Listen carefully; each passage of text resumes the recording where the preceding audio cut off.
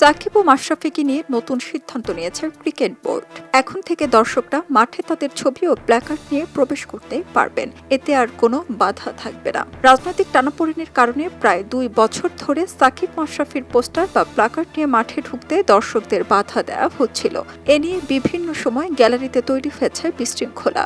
এই দুই ক্রিকেটারের ভক্তরা নানান সময় প্রতিবাদ আন্দোলন করেও কোনো লাভ হয়নি। মাঠে প্রবেশের গেটেই ছিঁড়ে ফেলা হতো এই দুই ক্রিকেটারের প্ল্যাকার্ড।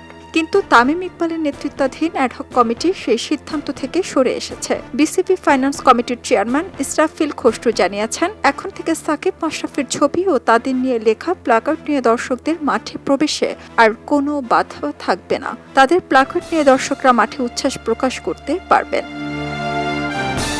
খসরু বলেন, সাকিব মাশরাফির রাজনৈতিক পরিচয় আলাদা বিষয়, ক্রিকেট রাজনীতি এক নয়। আমি ব্যক্তিগতভাবে মনে করি, যারা যে খেলোয়াড়কে পছন্দ করে সেই খেলোয়াড়ের ছবি নিয়ে মাঠে ঢুকতেই পারে। এক্ষেত্রে কোনো বাধা থাকা উচিত নয়। এখানে রাজনীতির আগে গুরুত্ব পাবে খেলা। ভক্তরা চাইলে তাদের নিয়ে ভালোবাসা প্রকাশ করতে পারবেন।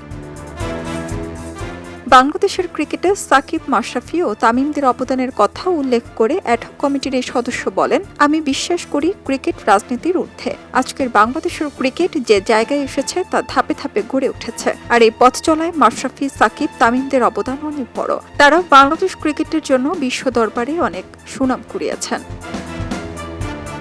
সারা জেরিন, খবরের কাগজ, স্পোর্টস। খবরের কাগজ, নিখাত, নির্ভীক, নিরপেক্ষ।